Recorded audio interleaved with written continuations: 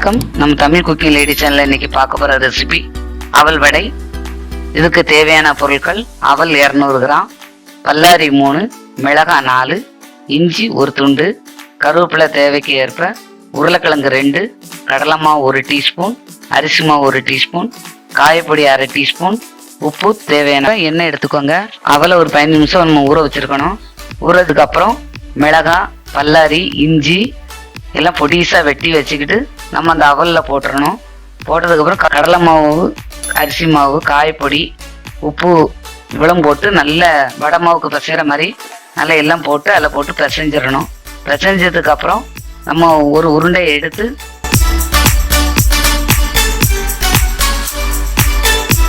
வடை மாதிரி தட்டி ஒரு தட்டில் வச்சுக்கிட்டு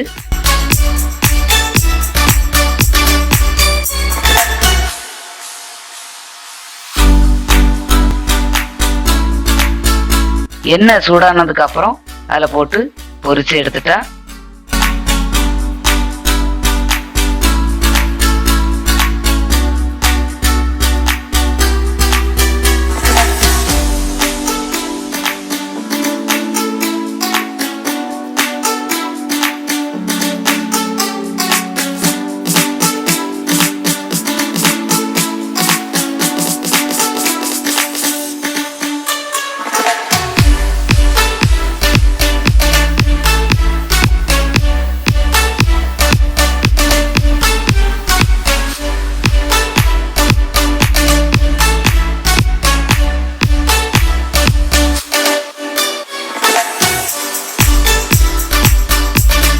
அவல் வடை ரெடி.